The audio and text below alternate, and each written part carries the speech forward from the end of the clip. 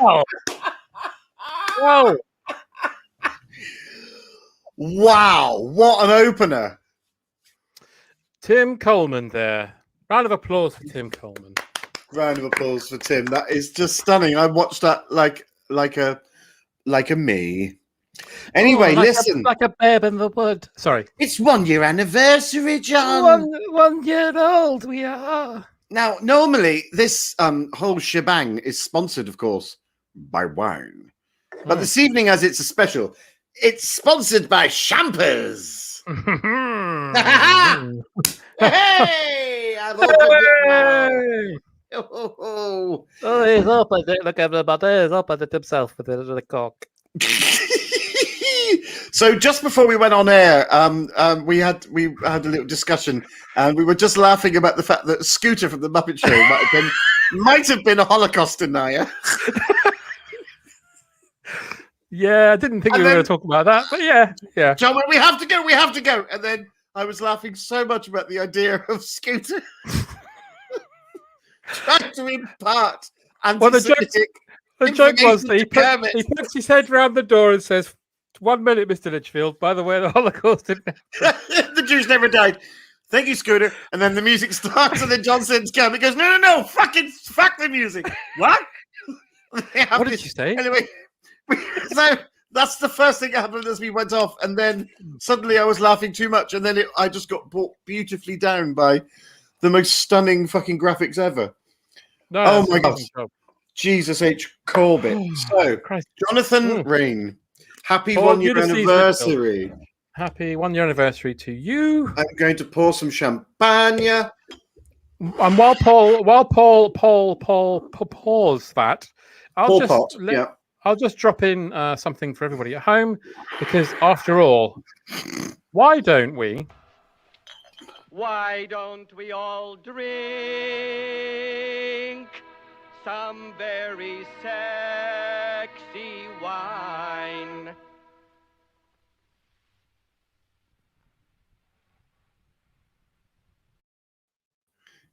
Now I can do this. I can drink some very sexy wine. Yeah, and some sexy champagne. Oh, because we haven't said it officially. Oh my God! But Paul, we weren't here last week. Sorry, I was possessed. We weren't. No. So happy birthday to you officially on air. Thank you very much. It was a pleasure, CJ, to say happy birthday to you, CJ. Thank you. But of course, that is now been and gone. We're here for one reason, and that's because for a year now, myself and Mr. Jonathan Rain, who should be seated right next to me, have been entertaining upwards of 0.0000000% of the nation. Oh, absolutely nobody, particularly. With fun, capers, and joy, and we've absolutely loved having you with us. And here we are, and we've got a absolute packed show this evening, haven't we, Jonathan? And it's not the one about the fireman who was sent home from the fire because he with no trousers and decided to improvise. It's not the one where Scooter turns out to be a Holocaust denier. Just as a crowd-pleasing moment, Matt Crow says, "Evening, John. Before the festivities begin, I think I saw Imelda Staunton's husband today. Can you confirm his identity?" Of course, Imelda Staunton's husband is, of course, Jim Carter. Jim Carter. But we have got a packed show. But before I'll do a Tony Blair. Before we get, who is it? It was a Cameron did that. I can't remember. Before we get into a mini lion tamer. Yeah, there's a little whip. Before we get into this evening, I thought it would be a nice start if we started with some horoscopes to give people an idea about what's going on in their star signs. So let's have a look at what our featured artist for our horoscope song, Don Hong Kong, has got in store for us this evening.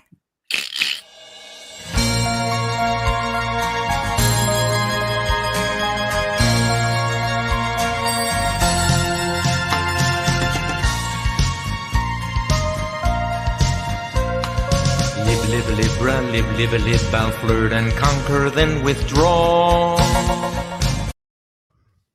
Don, what a man. Libra, Libra, Libra, Libra, Libra, Libra, Libra, Libra, Libra. Answer the door. Libra, Libra, Libra, Libra, No. Libra, Libra. Who's giving the first horoscope, Mr. Litchfield? Oh, I'll go first. I don't mind. Well, here we go. Here we go now. Listen, Taurus. Decorating plans come to a sudden halt this weekend when you find Roger de Courcy's severed head in a shoebox in the loft. Now, on Tuesday, you will invent a new word. But it turns out that it's Yiddish for paedophile's wig, so you probably have to stop using it. Your lucky cummerbund colour is cream, and your lucky piece of mountaineering kit is the crampon. Wow. Well, what I'll say, Paul, is what they say in the star sign community. What goes on in Taurus stays on Taurus. Stays in Taurus. My first one this evening is terrapin. Right, yes. There's a bee in this month, so remember to pack your lucky umbrella and photograph of your lucky pensioner. With the equinox fast approaching, you should kick a hamster down a flight of stairs to see what happens when your dad sees.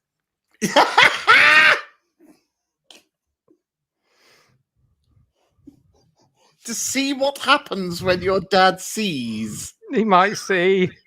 It's the fact that you have to see what happens when your dad sees. Sees. Well, there you go. Well, that's terrapin for you. Anyway, Cancer.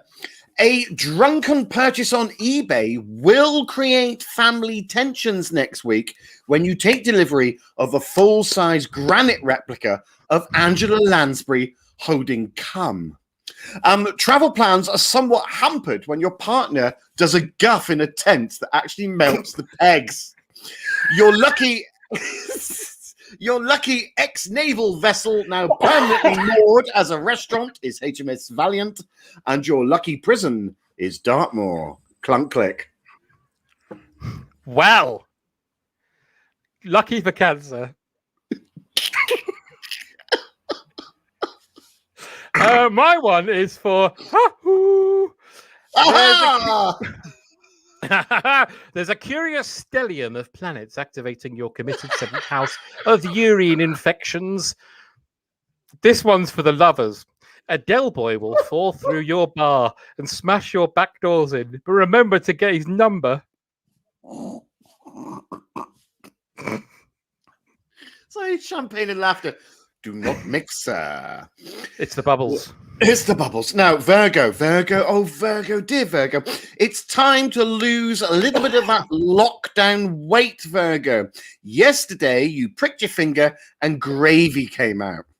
Now, that DNA test you did online yields unexpected results when you discover that your great-great-grandfather was, in fact, Jaws. Summer is around the corner, so best to get that tattoo of Gary Bushell filleting a husky removed. Too sweet. Your lucky hamper ingredient is Scotch egg, and your lucky conspiracy theory is 9/11. Well, Virgo there. This one's for nipples. Spaghetti will put you through many personal challenges this week, and your spoons will all end up in a wheelbarrow. Venus is backing you up as long as you speak for yourself and tell your boss that his walk-in shower that he recently installed in the boardroom is a fucking stupid idea, and he should be ashamed and commit seppuku immediately to ease the mind of our investors. Well, I really do hope that those investors' minds are eased. Okay, Scorpio. Personal hygiene issues come to a head next week when your partner discovers that you're actually growing sausages on your back.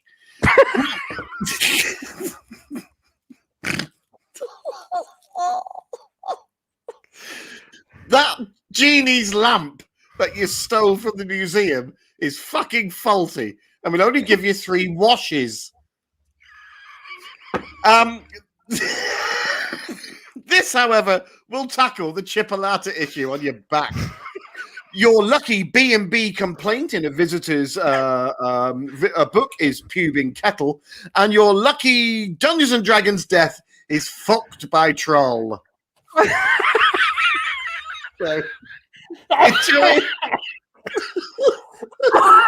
Oh dear, oh dear. Dear, oh dear. Poor old Scorpio. Poor old Scorpio. Dinosaur. You'll have the help of Taurus's new moon on May the 27th to launch a business idea or kickstart a habit that could revolutionize your well-being. But you're still extinct, you dick, so forget all that shit and carry on sucking up mud, you pricks. Poor old dinosaur. Poor old dinosaur. Oh, dear. Oh, dear. Always the T-Rex, never the bride. Anyway, Capricorn. Omens abound this month, Capricorn, when you slice open a tomato to reveal the face of Dizzy Gillespie. A colleague of a close friend will ask for your help next week, although shifting 3 metric tons of vintage printed French pornography to an undisclosed location in Dorset will only cause major back problems down the road. Your lucky cast member of Don't Wait Up is Tony Britton, and your lucky out-of-date jar of spice in the back of the cupboard that you hardly ever use is Jerk Seasoning. Wow. Yeah. Good news there. Painter and decorator.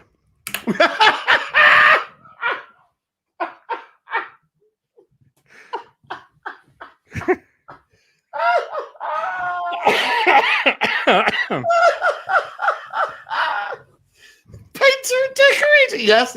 Yeah. Ready? I was born under the sign of the painter and decorator. Cup of tea, up your cock, 3 o'clock. There you go. That's all you get this week. Start again. Painter and decorator. Cup of tea, up your cock, 3 o'clock. Wise words there. Painter and decorator. Because my brother's painter and decorator with nipple ascending. Still, that's Devon for you. Pisces, get stuffed, you swivel-eyed fuck bin, is what you said. When, of course, it should have been, can I have the bill, please? So it's best now to give your local pub a miss for a bit. It's time to rise to a challenge this month, Pisces. So that topiary bush of Linda Lasardi has to go. Your lucky one-hit wonder is Cotton Eye Joe, and your lucky medieval negligence example is small Lego scimitar in the pancreas.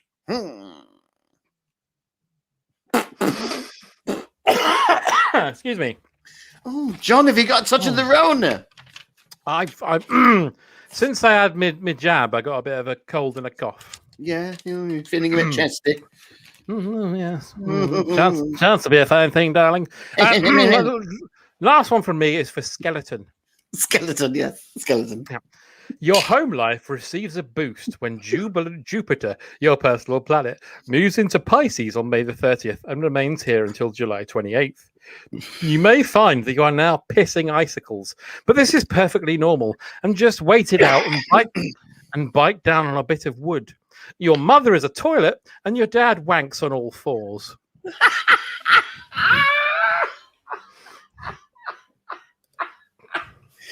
Oh, well, if you've got a bungalow, make use of it. Well, there you are, everyone. That is your star signs for this week.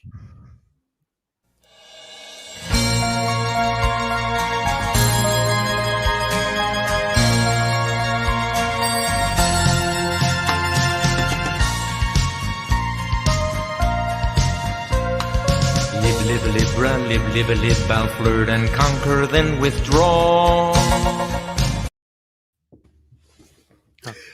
Star signs there. Well, listen, John, we got a packed show. It's so packed. It's literally bursting at the seams.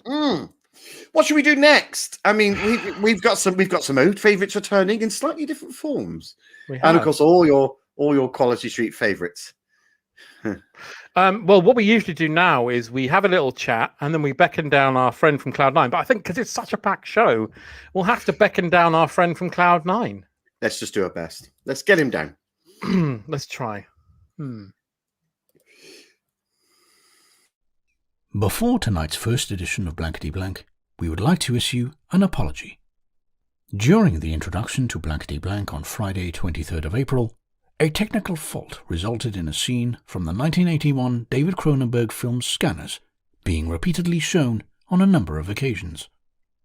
The scene, which featured a man's head exploding in graphic detail, should not have been shown, and we should not have face-swapped Paul Litchfield's face on it as well. We would therefore like to apologize for any upset or unwanted arousal this may have caused. The technical issues have been thoroughly investigated, and procedures have been put in place to stop this from happening again. And in case you missed it,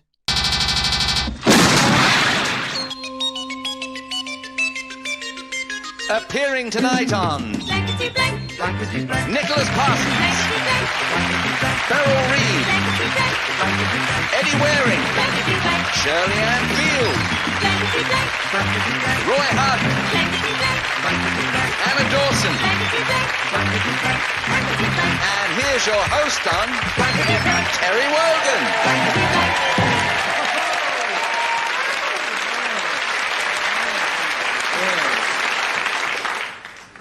Good to see good looks counting for something still.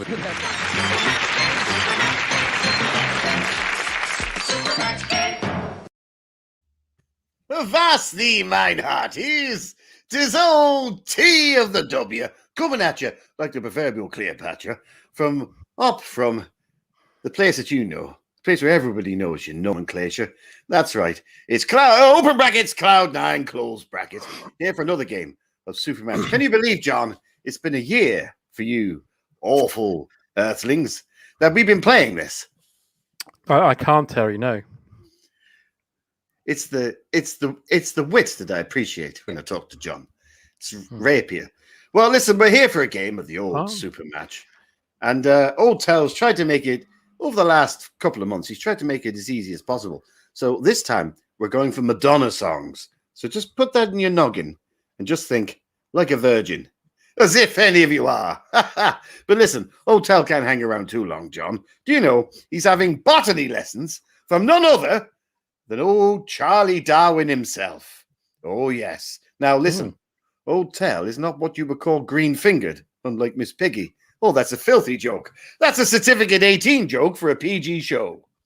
But anyway, Charles has promised me that I will flourish under his beady eyes. I tell you what, you should have seen the look on old Charlie's face when, without his knowledge, I handled his tubers delicately before finding a nice warm crevice to introduce me creeper to. But enough of that.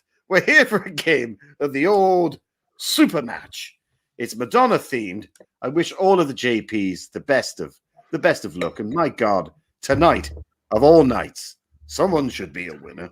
I mean, it's a year now. We've got to give that signed book of the joy of sex signed by Hulk Hogan to someone. But here we go. Let's reveal the legend. Thank you, Eugene. It is, of course, Justify My Blank. Now, it's not just Old Tel that gets to help the old JP turns to try and win the old 150 super match blank. I always get a bit of help, and I'm joined this evening by none other than old spy master scribbler himself, John Le Carre. John Le Carre, sir, how are you?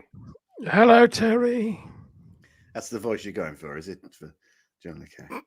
Yes. No, that's absolutely fine. What, you got laryngitis, have you, John? I've been doing an audiobook. Right. One of yours, or have you been doing something else? It's a spot book. Spot book. Right. You used to do a lot of the Mega Mugs, I believe. That's right, yes. And I got sacked because I kept introducing a secret protagonist and antagonist. Yeah, I kept linking them to Carla. Yeah, she shouldn't do in a children's book. I heard your Meg was spectacular, but you needed to work on your Mug. Now, we need a contestant to play this super match game. Don't forget, That's it's right. Madonna themed. Can I suggest Carla? That's right. No, again, try and rein that in, John. We need a contestant. So the first person to type in Wogan's Wi-Fi War, that's Wogan's Wi-Fi War, gets to play super match. Now, while they're thumping their digits away on their keyboards, which is oft their want, Tell me, Tinker Tailor Soldier Spy. What the hell was that about? Well, it was about Me and Mrs. W couldn't make head nor tail of it. it was about a Spot goes to the beach, you see, and he plays with the ball, and then he can't remember how to spell it. Right. So there's a ball in And the then mole house. Meg and Mog come, and Right. it's a witch.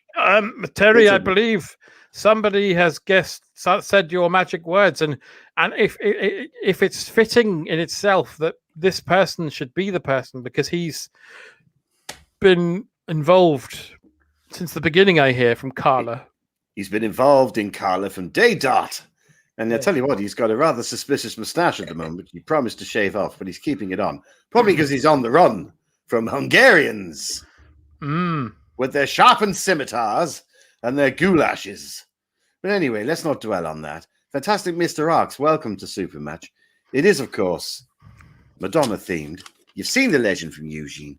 It's Justify Me Blank. You have a little think. But listen, old Tell's here to help, and so's old John Lissee. John Lissee, justify my blank. What say you? Please don't say Carla.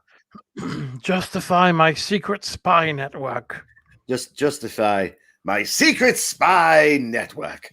And I'm going to go for justify me onions. Because I'm feeling confident, Terry. do you know what, John? I hope you're right. And I hope somebody wins this, because it's been absolutely perishing coming down here to this godforsaken planet.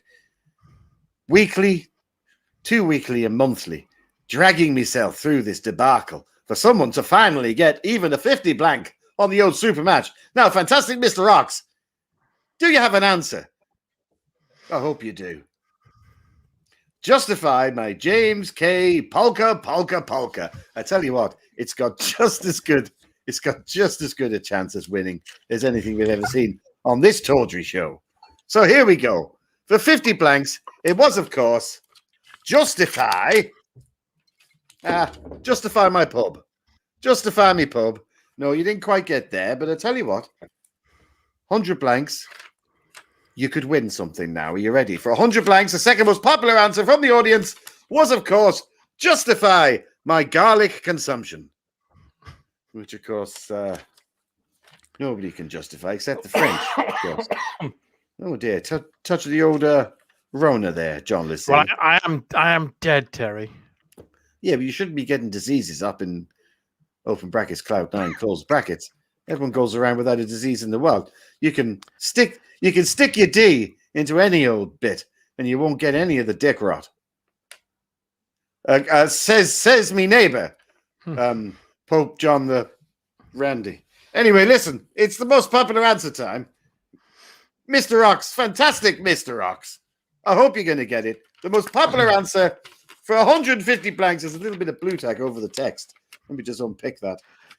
The most popular answer, of course, was Justify my collection of porcelain frogs. I dare you. So you didn't quite get there. Fantastic, Mr. O. It's But a bit of a never mind. lottery, isn't it, Terry? So It can be a bit of a lottery, but listen, it was a valiant attempt. I'll be back a little bit later. I've got to get back up to the old Sir Charles of D to get on with me bulbs and me planting. But I'll see you all a bit later for another game. I've got a feeling in me bones, even though old Tel was cremated, that one of you is going to win tonight. It's the 1 year anniversary. I can't wait to be back. It'll be 8 years for me. It'll be nothing but 20 minutes for you. Until then, Avanti! Blankety blank. Blankety blank. Nicholas Parsons, Blankety blank. Beryl Reid, Blankety blank. Eddie Waring, Blankety blank. Shirley Ann Field, Blankety blank. Blankety blank. Roy Harden, Blankety blank. Blankety blank. Anna Dawson,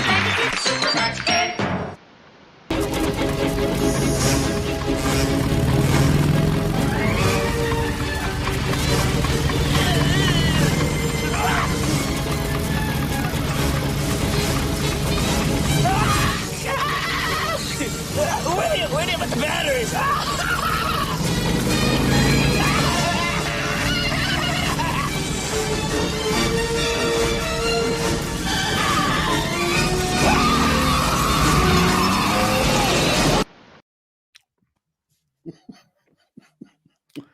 Well, before we carry on, sorry, I'd just like to say that on behalf of Tim and everybody in the comments, such as the usual people like Dwayne, everybody, and hang on a second, Tim's told me exactly what to say because I'm useless.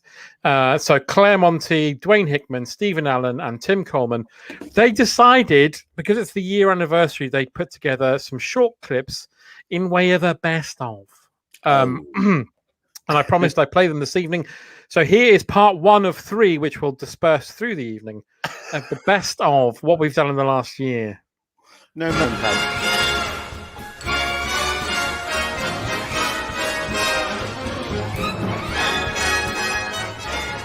Welcome all. I'm just setting this thing up. Hang on. Good morning, Mrs. Simpkins. Oh, Mr. Orgasm, there's been a break. My God, my career as a monkey bag manager is ruined and over. Fuck it. This is where we think they got in. Well, at least they didn't find the real treasure. These PG tips things. Now make us a cup of tea, you fuck. Oh, lovely. Yes. Hey, you're not going to believe what we found outside. What is it? 19 bank robbers in a car. New PG tips. It's the taste.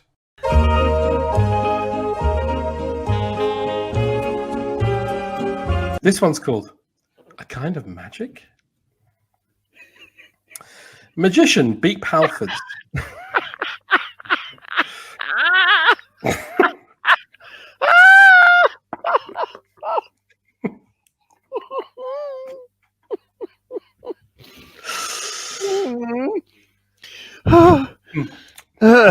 So magician Beep Halfords had some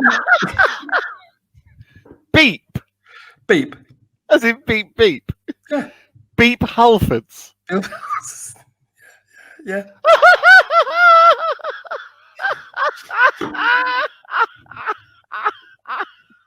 That's his name, Paul. Yeah, I know. I love how flexible the brain is, flexible. It can change really quickly, One time I met a girl in the bar and I said, "Can I buy you a drink?" And she said, "Sorry, I'm a lesbian." I said, "When do you know you're a lesbian?" She said, "When you started talking to me." Nothing, a rude word. Next question. No. What was the rude word? Shit. Dirty fucker. Dan looks like Emil in RoboCop after he's doused in toxic waste.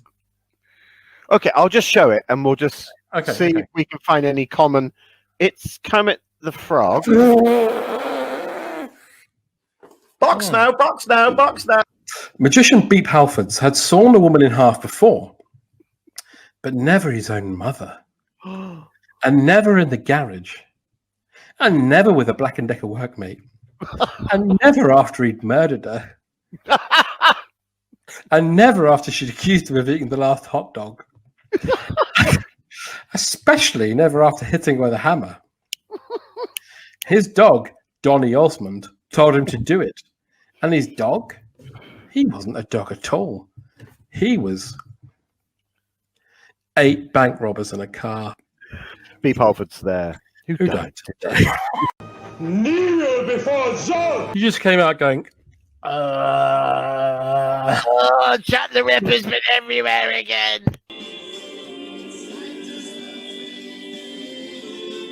Long live Whiston. Paul Litchfield, say hello to Graham. Hello, Paul. It's me, Graham. Oh my God, Graham, how are you? I just wanted to tell you that I'm very proud of you. I've been watching your career, and they showed me you on the screen with Nicholas Lyndhurst. I wanted to cry. Oh, Graham.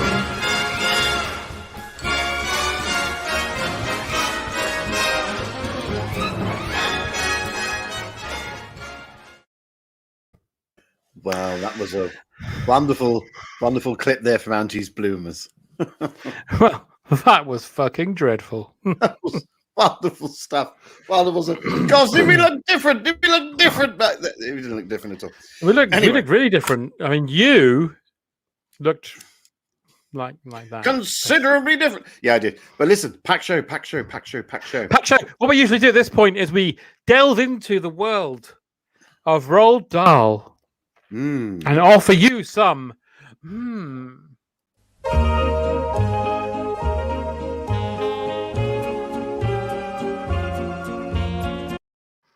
Oh yeah, it's quite short. It's very short.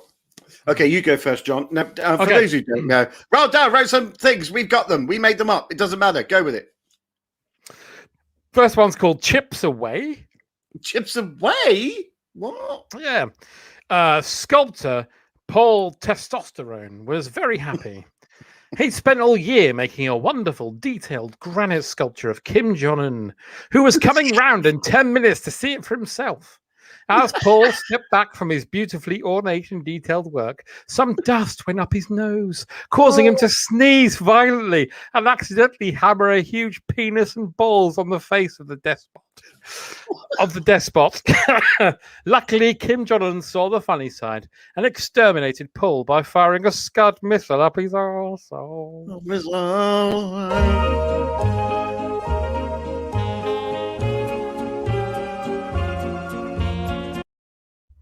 One of Rod's arsehole-based ones there. Wow. Truly chilling. This first missive of mine is called Room with a Poo. What? This isn't Room with a View, isn't it? No. Oh, well, here we go.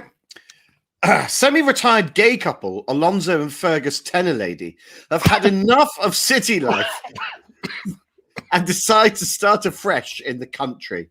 They decide they want to live the good life in a bungalow on the River Wye with breathtaking views of the Brecon Beacons, but accidentally offend their estate agent with an ill-timed joke about a gypsy optometrist and end up living the bad life in a burnt-out rumbelows on the River Shite with horrible views of an abattoir run and owned by Queen bass guitarist John Deacon.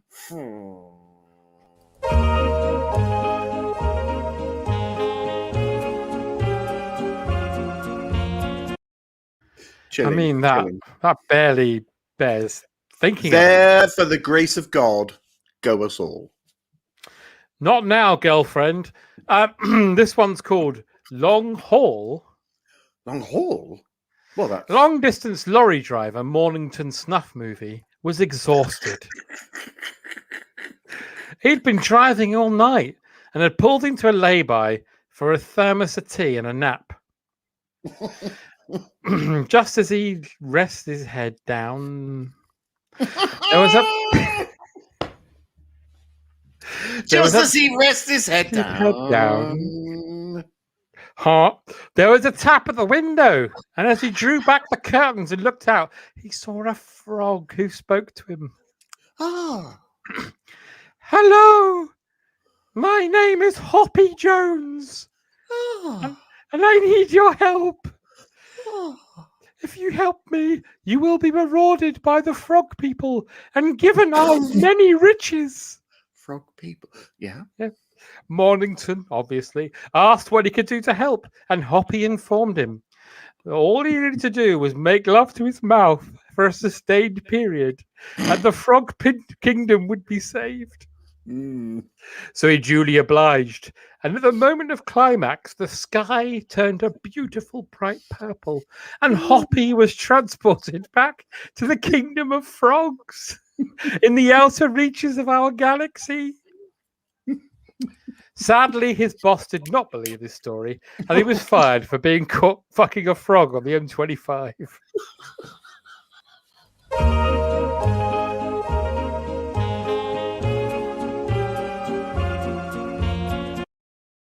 Wow. And it was nice to see the character duly obliged in it as well.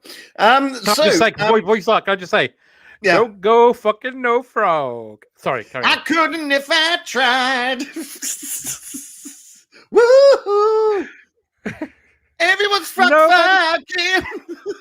I fucked the toad out on the road. Woo! Anyway, that's a different thing. This one's called Namey, Name Blame. What? That doesn't even make sense. Oh, Sorry. Listen, so sticks and stones may break me bones, but names will never hurt me, says Malcolm Calcium, before losing his left foot after it's crushed by a falling pallet of hardback books about choosing baby names. Prick. Seeking solace in a cinema to watch Call Me By Your Name, issues are compounded when he's blinded in one eye by a kernel of uncooked popcorn. The next week, while signing his name on a check for a half-price pair of swimming goggles in Sports Direct, Malcolm slips on a loose golf ball and then falls onto a ski pole signed by Eddie the Eagle, which goes right up his arse.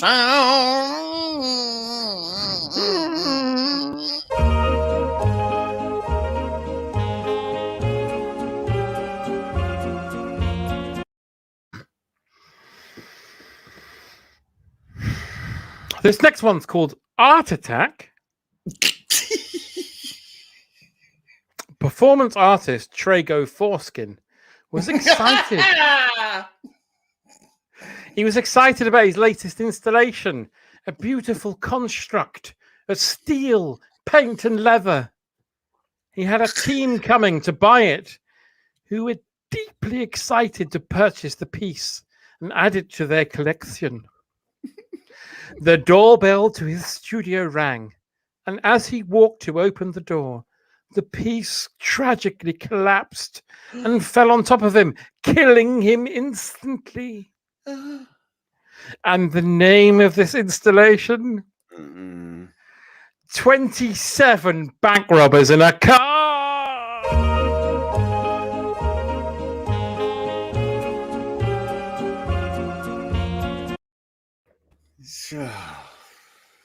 Honestly. Wow. Couldn't make it up. No. This next missive is called Cordon Bleu. What? What? I mean, it's a pun on Cordon Bleu, but it don't make sense. What? It doesn't make sense. It doesn't make any sense. It doesn't make sense, does it? It doesn't make even like 1 sense. Listen, Wanda, when I married you and you said I do, it doesn't make sense. It doesn't make 1 sense. Won't make 1 fucking sense. Anyway, here we go. Gourmet chef and home cook bore Aubrey Devon only knows why they make it so creamy Monroe Strathaven sets out to impress his foodie chums by throwing a dinner party, the centerpiece being the much fabled roasted bird within a bird within a bird within a bird. Oh, yum.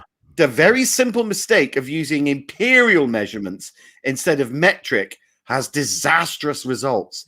Instead of serving a bird within a bird within a bird, he actually serves a third of Thora Herd's turds in a hearse. Fine.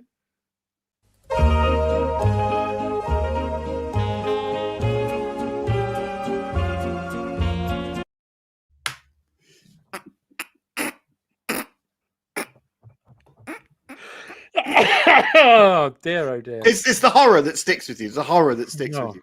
It's terrifying. True. This one's called The Time Traveler's Strife. What the F? I'm on a piece of glass. Time traveler Winky Bumhole climbed out of his time machine and found himself face to face with a caveman. Careful not to affect the future by showing the primitive human too much technology. Winky instead showed him how to make a fire using flint, thinking he'd be safe. Seeing that the man was happy, Winky returned to his machine and arrived back in his own time period. But as he stepped out of the machine, his blood ran cold. For instead of human beings being the dominant species on the planet, the world was now ruled by sentient, horny Cala gas canisters.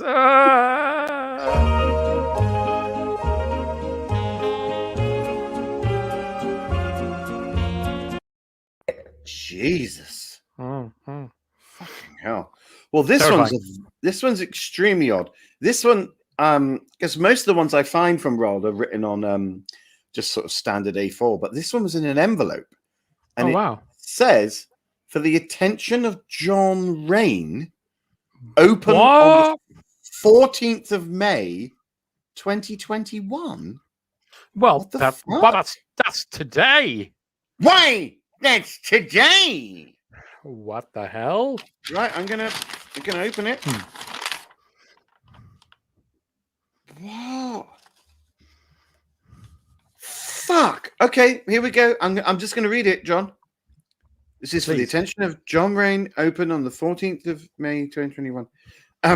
Arthur and Janet Jumanji, the novelization, Wilkinson, enter the postcode lottery and soon discover that they are, in fact, winners. Soon, someone comes, and this is in brackets to be sung, knocking at the door. Someone's ringing my bell. How do you know about that? He's passed away. Anyway, they are handed a large, oversized envelope to reveal a check with their winnings. But instead of finding a giant check for £30,000, they find something else entirely. 28 policemen in a van following 27 bank robbers in a car?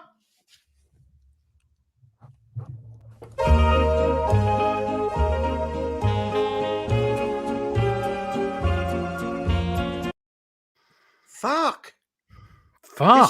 His story's chasing his story. Did you say 28 bank robbers in a car? No, the 28 policemen in a van chasing 27. Wow. It's like he knew. Bloody hell. Fucking hell. It's almost like he writes these. Oh, God. This one's called The Postman Always Rocks Twice. What? It should be Knox. It should be Knox. I've read it. I've seen it. Hang on. I'm just checking. No, it's right. Well, you better read it out. The postman, Nocturnal Felch, was having a normal day on his rounds when he encountered a house that he'd never seen before. Was it a new build? Where did it come from? The number of the house was 666, but it didn't correspond with any other houses around. He rang the bell, as it had a parcel. And the door opened. Inside it was quiet, and not a sound could be heard. His voice echoed, and bounced around the walls, like a stone down a well. Suddenly a man appeared at the top of the stairs and told him his name. "My name," said the man. "My name is..." The tension mounted as the words left his lips. 28 bank robbers in a car!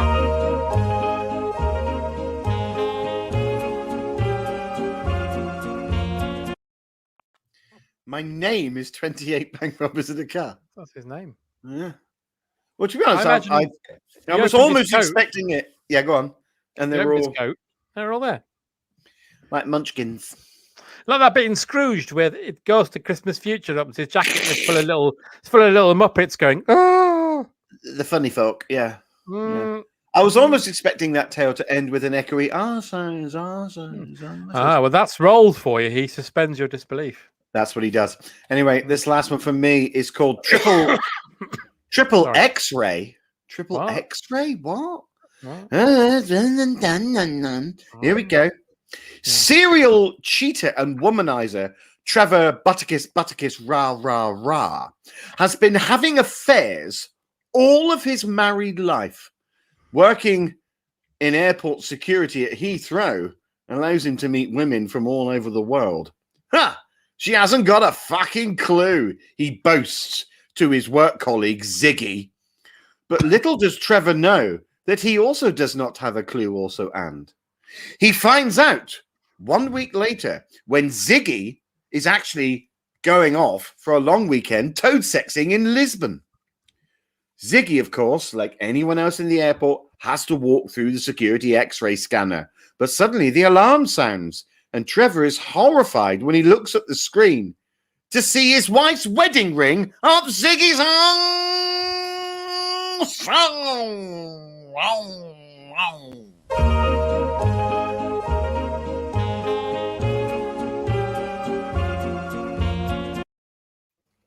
Wow, I did not see that coming. Nobody saw that one coming, did they? Blimey. Bloody hell. And that's Tales the Unexpected. We've done that for this week. And that's been done, and we've done that. Yeah. Now, usually we'd have a little precipice of a break. A precipice of a break. Well, it is. We'd have a look in the comments. We'd have a laugh. But we've got so much, genuinely, that we'll have to move on to the next feature. And we are bringing back something that was expelled, but we're doing it with a little twist. Ladies and gentlemen, please can you tell me who the fuck is that? Yeah. It's good to talk. It is indeed good to talk. Yes, that's right. We're doing Who the Fuck Is That? But on a slight sort of slant this time. It's no longer looky likeys. We've got the actual people themselves to draw a picture of themselves, the celebrity that is, and you have to guess who the fuck it is. Now, I've got quite a few, John. I did 4, and you did 6. I got sent 6 from our celebrity turns. So I'm going to start us off, if you don't mind, John. No, please. You get to answer. If you don't know, we'll throw it over to the JP lot. So please, John, can you tell me who the fuck is that? Paul, that's Willie Thorne. It is, of course, Masters 1985 champion Willie Thorne. Fantastic. I'd know him anywhere. What a great start. Oh, isn't it? Paul. Yeah. Again, if Paul doesn't get it, it goes over to the people in the comments. Paul, who's this? Can you go a bit closer? I can't see the badge. Bit closer again. George Ambassador. The badge may not be real. He's obviously wearing it as a sort of fundraising appeal. Right. I want to say it looks like Peter Kay, heavily bearded, but it's not. I'll give you a clue. Look, I'll give you a clue.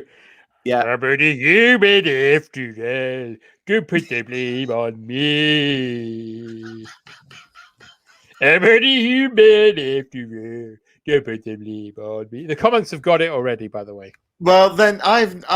Is it one of the? Is that the singer who's got that stupid name, like Billy Banjo or something? Or he has got a stupid name. John Saxophone or whatever he's called. I can't remember his name. It's Rag and Bone Man, of course. Rag and Bone Man, that's right. Well done, Claremonti and others. Well done. Good. Well, okay. Who can you please, John, tell me who the fuck is that? Oh goodness. Annie Lennox? No, it's not Annie Lennox. You get 3, and then we go over to the JP. Sharon Stone. No, of course not. Look at the clues. Look at the clues. There's no fucking clues. Gillian Anderson. The hair is the clue. No, I'm afraid you failed your comments. Your go. Commenters, who is that?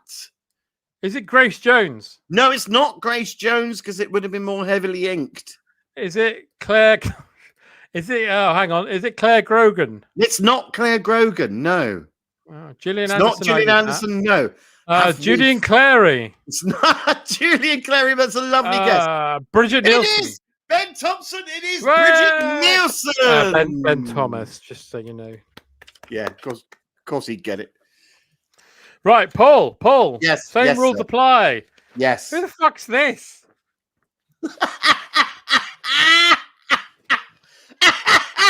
It's so fucking good. Oh my god, it's the best Richard Madeley I've ever seen. Correct. It's Richard Madeley. What's that on the side of his eye? He's got rings around his eyes. It's a crow's feet. It looks like an arsehole. Look, he's saying, "Arm the homeless." Is that controversial? Answer after this break. Yeah, there we go. Looks like he's got an arsehole to his right, but she's known as Judy. So, please, John, can you tell me who the F is THI this? Oh, that's that's very good. Is it excuse me. I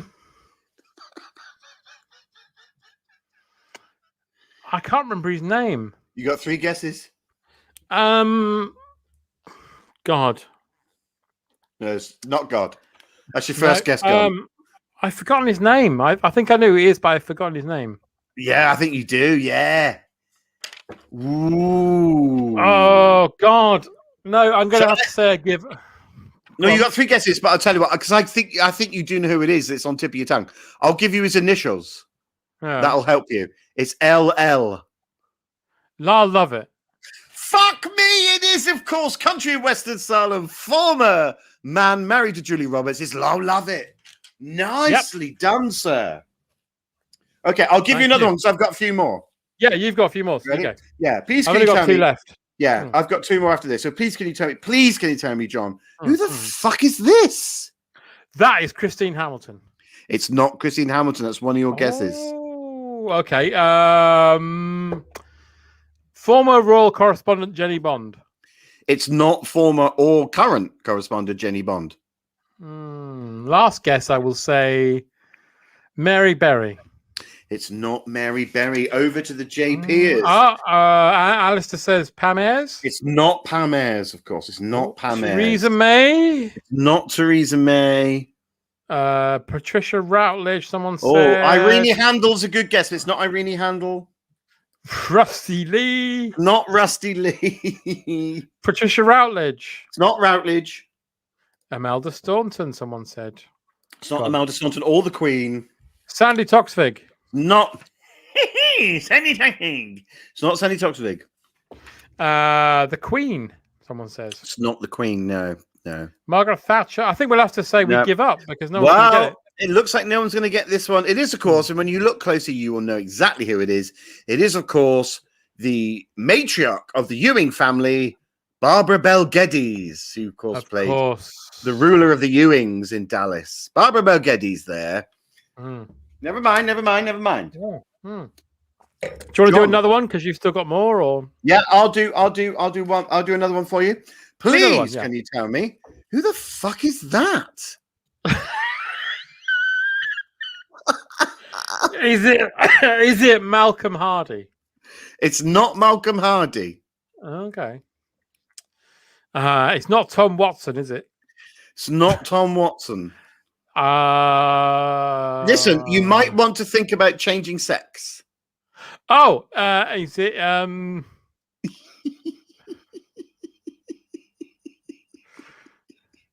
Gillian Anderson? It's not Gillian Anderson. No. Oh. So it's up to our JP Keen-Eyed Eagle Scouts to work out who the fuck is that. Why didn't we think of this before? It's a much better game than the one we were doing. I love the previous game. This is just an extension. Dwayne says on the buses woman. It's not Olive from On the Buses. No, it's not Olive. The glasses are exact. Simon Duckworth says Bonnie Corbett. It's not Bonnie Corbett. And now, please, Stephen Allen says more. Jen JC says Nancy Lamb. It's not Nancy Lamb, and it's not Maureen from Driving School. Tamara Bumdier says Hilda Ogden. No, it's not Hilda Ogden.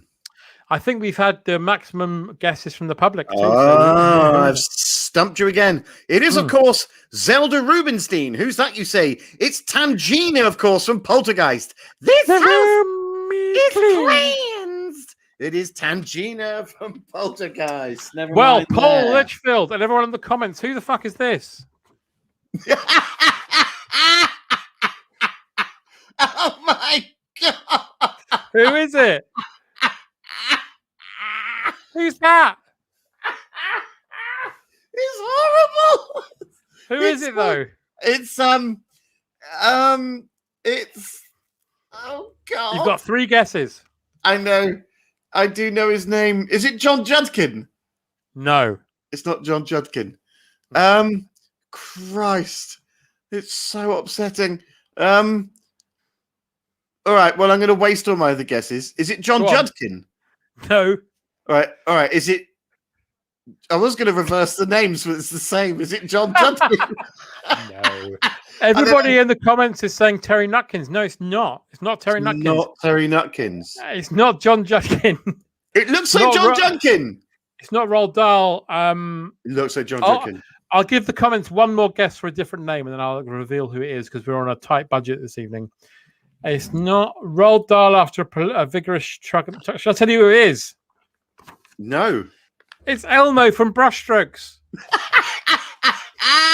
It is not Elmo from Brushstrokes. It is. Look, Jacko. Why don't you tell me about all the women you've had anal with? There we go. Yeah, that's Elmo from Brushstrokes, all right. Yeah. Okay. Well, my final one for me, and this one's, if you thought the last two were hard, good luck with this one. Please, can you tell me, John, who the fuck is that? Yeah. That's Sinead O'Connor. It's not Sinead O'Connor. The woman from the Cranberries. It's not the woman from the Cranberries. Think what? Male. Jamiroquai. Oh, nice guess. I like that, but no, it's not Jamiroquai. Oh, well, I'm out of this game, so everybody else, who is it? Everyone else, who is that? Who is it? The turban on the head is the clue. Fantastic Mr. Ross, is it the singer from Curiosity 2 Killed the Cat? Not the Curiosity 2 Killed the Cat 2. No. Martin says, is it Bob Marley? It's not Mob Barley, no. Katie Dyer says Orlando Bloom. It's not Orlando Tim Coleman. Oh, no, hang on. It's jumped up again. Michael says Kevin Rowland. It's not Kevin Rowland, no. Then we've exhausted the possibilities. Paul Litchfield, will you reveal who it is? I will gladly reveal. This is, of course, Charles Node, the man who says, "Oh, you lucky bastard," in Monty Python. Life of Brian. Oh, God, I can see it now. Oh, you lucky bastard. Matthew Cho apparently was a costume designer for handmade films and appears in many Monty Python films. Well, that's a lovely fact. Thank you, Paul. You're welcome. My last one this evening's a bit tricky. Right. Is it tricky? No, I don't mean literally. If you've got any kind of reference material to hand of celebrities, maybe have them to hand, because this one is going to go to the wire. Bit closer and higher up. I am called Robert De Niro. Okay, so I've got three guesses. Is it Michael Go Portillo? right to the wire. Is it it's Michael Portillo? No, it's not Michael Portillo. All right. Is it Cher or Shaft? Robert Kilroy Silk? No. Okay. And he's wearing. Why would he be wearing an "I am Robert De Niro"? I think that's the clue. Why would a celebrity wear an "I am Robert De Niro" top? So I think is it Evelyn Glennie? No, it's not. Paul, you've exhausted your guesses. Comments. Who is this mysterious celebrity? And by the way, is you talking to him? Who could it? I just don't know. No one's got it. It's not Joe Pesci. It's not Jack Duckworth of Corrie. It's not Tommy Cannon. You've exhausted all your goes, everybody. Ladies and gentlemen. Cannon. It's Robert De Niro. Oh, get away with this. I know. How annoying. Double bluff. All that money we raised for the hospice will now go into my urethra. Ladies and gentlemen, thank you so much for playing. Please, can you tell me who the fuck is that? Yeah. It's good to talk. Well, it is this good evening, to talk, isn't it? It's good to talk, but this evening we are like riding chariots while time herself whips our backs, because we're going to have to hand over now to our international crime studios, because it's time to have a look at some updates from the earlier program this evening of Crime Watch. What the fuck?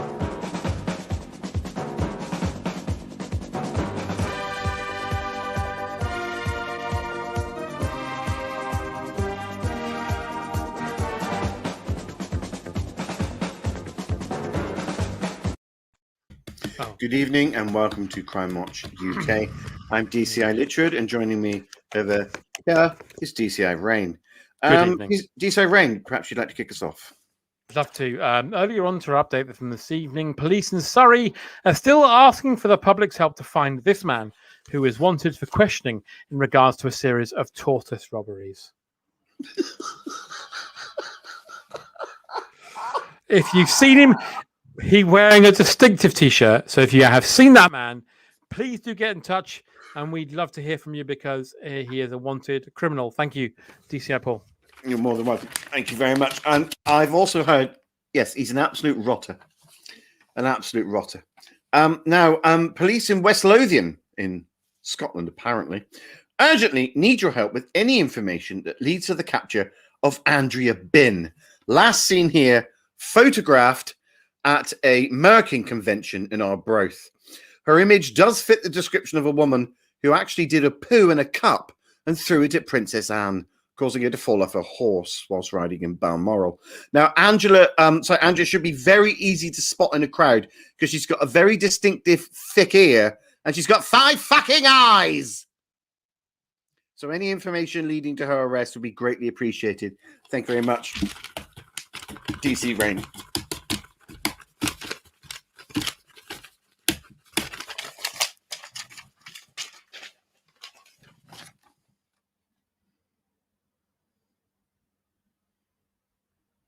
John, you've gone silent, my end. I can't hear you. John, your mic's off. The symbol is saying John Mac off. Mic on. Mac off. No, can't hear you. Oh, John's disappeared. Oh, well. Let's pour a glass of champagne with my JP fans and joyous friends. No, your mic's still off, John. The symbol of mic is off. Oh, no, not technical gremlins at this stage. Not for the 1 year anniversary. John will be back, hopefully. But until then, Tales from the Theatre. Can you hear me now? I can hear you now. Hey! Sorry, my microphone was a prick. Ladies and gentlemen, my next, just to let you know, by the way, regarding Paul's previous suspect, it's a very distinctive dress she's wearing. So hopefully you can get in touch regards to that. Now, police in Kent are still looking for help tracing this man. We mentioned him on our last episode. He is known to the public as Barry Tuctopus. If you do see him, please do get in touch. He's a very wanted criminal. He is believed to be last seen on Hampstead High Street. Hampstead, and Halstead. Yes. He was stealing one-shoe shoes from shops and throwing them at Japanese tourists. Oh. So if you do see the Barry Tuctopus, please do get in touch. Thank you, DCI Paul. Thank you so much, DCI Rain. And he only seems to have 5 tentacles. The other one's up his arsehole, apparently. Oh, dear. Well, probably nose rolled up. Well, in that case, let's move on to Welsh Wales, you see, because police in Port Talbot in Wales are asking the public to come forward if they know the whereabouts of this man, known as Jeffrey Faberge, known locally as Jeff the Giraffe. He has been spotted the length and breadth of Wales, defacing and changing road signs in Welsh towns and cities, which has been confusing a lot of non-Welsh speaking tourists and creating mayhem on the roads. He's actually changed the name Cardiff to Cartits, Swansea to Swans P, and Hay on Wye to Gay on Wine. Police also wish to point out that he's not really dangerous, but extremely boring. So anyone who can help there, police in Wales, would appreciate it. Thank you very much, DCI Ray. Thank you, DCI Paul. Now, police in Scarborough are warning for everyone to be on the lookout for these 2 men who are known to be extremely antisocial and obviously aggressive.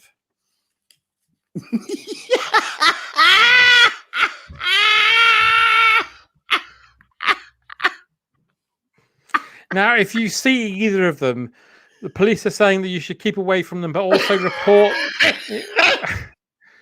on any of their outgoings, because we believe that they are entering estates and stealing mattresses. So keep an eye out for them. Thank you very much, DCI Paul. Thank you very much, DCI Rain. And I've just heard from the police with regards to that case that local police have been chasing them, ha-ha, this away and ha-ha, that away.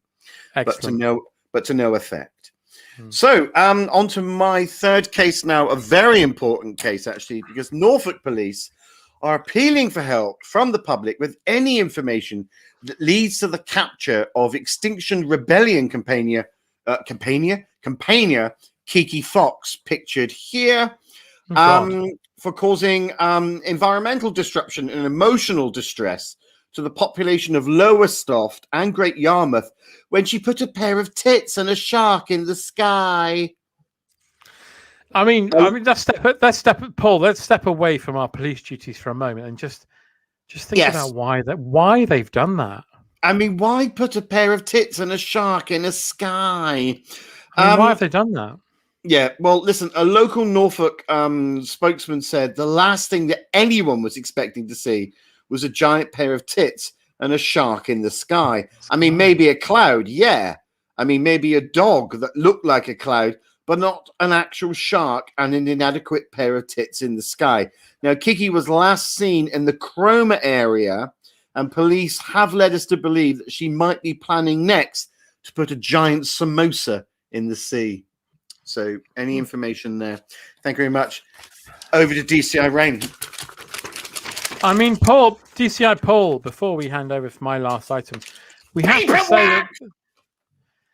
to say that there are some sick people out there, and it's about time very sick people out there. That it was addressed. No, my last item for this evening, further to our special report earlier, we have been getting some good calls and information about the man who is seen running from the scene after throwing pasta at the vicar from Dad's army.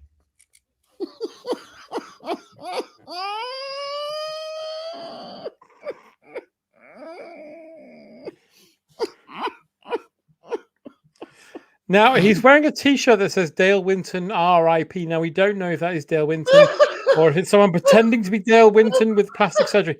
But what we do know is that the vicar and indeed the verger from Dad's army are very upset about the constant pasta attacks.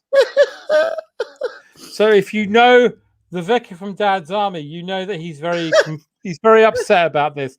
And the verger obviously can't tell the vicar because the vicar already knows. So there we go. So, And we have had fresh leads into that report, which were thrown against the wall and fell off quickly, so we know they're fresh. So that's lovely to know. Thank you so much, DCI Rain. I really do hope that bastard gets caught. I'm sorry to say that, but I really do hope they catch the rotter. Hey, it's fine. Hey, we're only human. Yeah. And there we go. That's all from me for this evening. Okay, I got one more. Police in London. London with a little bit of luck, with a little bit of luck, we'll all get a lovely sack. London. I've been placed on high alert, actually. The police have put this on high alert because they would really like your help in assisting with the capture of a rogue street artist, Tootsie St. Breeze, real name Johnny Hansbury, who's pictured here, celebrating with a pint, as you can see, after, and I don't know if you can notice it, after defacing the Shard by writing disgusting. The word... DCI Paul, that's disgusting. Thank you very much, DCI Ray. He wrote the word tummy on the Shard in 50-foot high letters. We also believe this is the same man who the police are interested in, who actually wrote the word belly on top of Billy Piper's head during the Pride of Britain Awards. Now, this midriff-obsessed graffiti artist is considered dangerous and should not be approached by police, but police have also advised that any information that leads to this man's arrest must be funny. So any help there? Because look what he did to Billy. Disgusting. He put a belly on Billy and he put tummy on the Shard. Tummy on the Shard. Disgusting. Well, that's all from Crime Watch. Please don't have nightmares, daymares, or... A nightmare.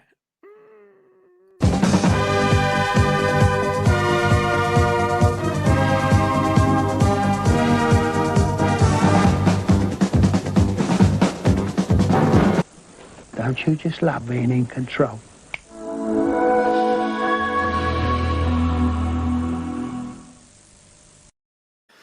Now, Paul, yes. what we usually do at this point is we have a little chuckle and a chat in the comments, but we haven't got time I'm contractually obliged to show the second part of the best ofs that have been made for us. So I'm going to put that on now, and then after that, we've got a little surprise for everyone watching, haven't we? We do. It's going to be a little. Yeah, it's going to.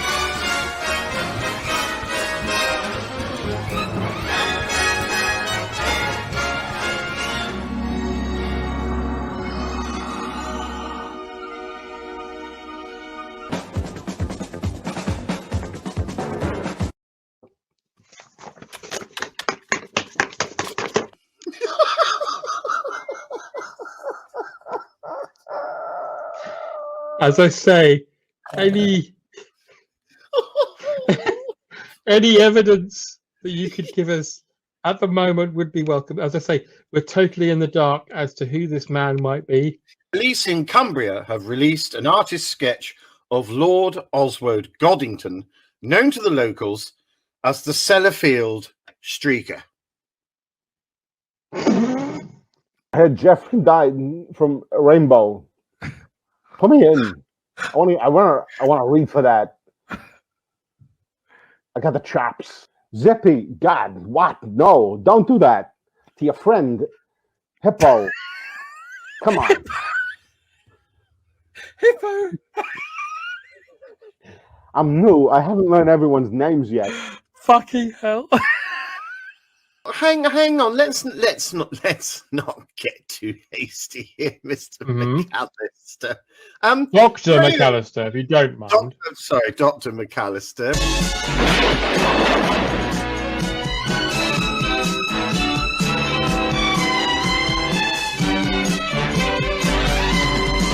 I'm sorting through gloves like an old London widow. I'm sorting through gloves for my departed Ken. But Ken isn't dead, he's in Kent in a bed. Having sex with Marty Kane. Hey! There we are. We created cabaret gold then. People don't like what I do here, but I'm an entertainer first and foremost. I've been here for 17 years now. And I've only been booed off once. And that was by someone who was mentally ill. So I didn't mind that very much. What a prick. But I'm here every year to entertain the kiddies. I think my baby's the devil. I was speaking to somebody the other day, a therapist, and I explained that the only way I can truly climax now is by imagining Paul's face on Lorraine Chase's body. Blankety blank. Blankety blank. David Jason. Blankety blank. Faith Brown. Blankety blank. Humphrey Littleton. Blankety blank. Kate O'Mara.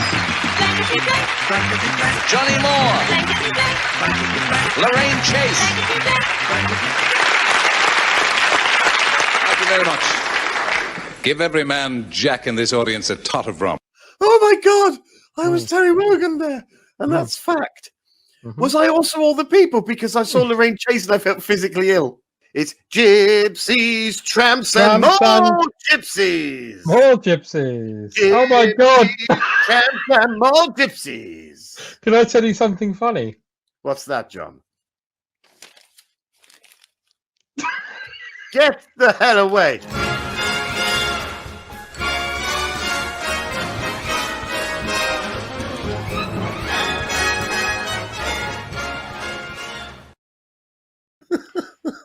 Yeah, I couldn't tell you something more funny. I forgot about the little baby. Oh, my ear! Oh my ear! Now, Paul. Yes, sir. Yes, sir. Now we're a year old. We are, and we were a little bit different when we first began. Well, we were younger. We were naive. We were just finding our way. But something we did do is we did carry on scripts when we first started. And we thought, now, as it's a year, let's bring them back. We for this evening only as an exclusive, we've both written independently a carry-on scene just for this evening because we did that to begin with. So here we go. ladies and gentlemen. Shall we start in the past or shall we start in the present? Let's do yours first. We'll start in the present. Let's go for it.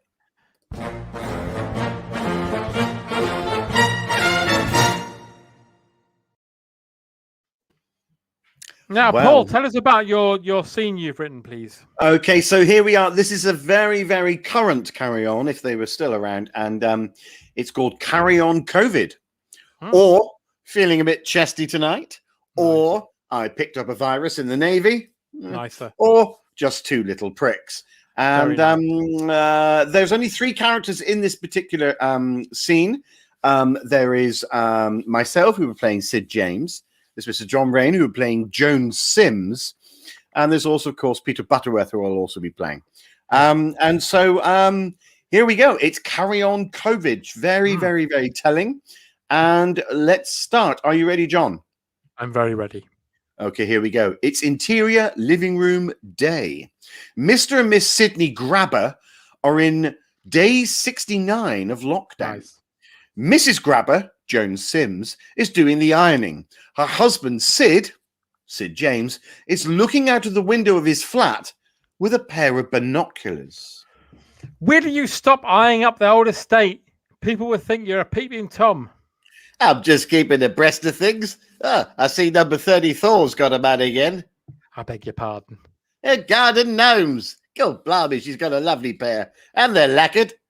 So are you most evenings. I wouldn't mind getting me hands on those. They're whoppers. Will you stop ogling the neighbourhood and help me with the housework? Besides, we live on the 18th floor of a block of flats. I know, with full frontal views of the Staines bypass. What are you going to do with a pair of garden gnomes? We don't even have a garden. I bought you a window box, didn't I? Oh, yeah. And you promised me a little aspidistra. There's no need. You've already got a big aspidistra. Sydney Grabber, come away from that window and help me fold your smalls. Oh, never mind that. I'm just going to pop out for a walk, my dearest. Oh, no, you don't. I know where you're off to, Sydney Grabber. Downstairs to that floozy, Wendy Chased. Oh, yeah, she's chased all right. Luckily, she falls down a lot. Don't think I don't know your game. Any excuse to pop down to help her out. Quite the little handyman, aren't you? Well, what about me?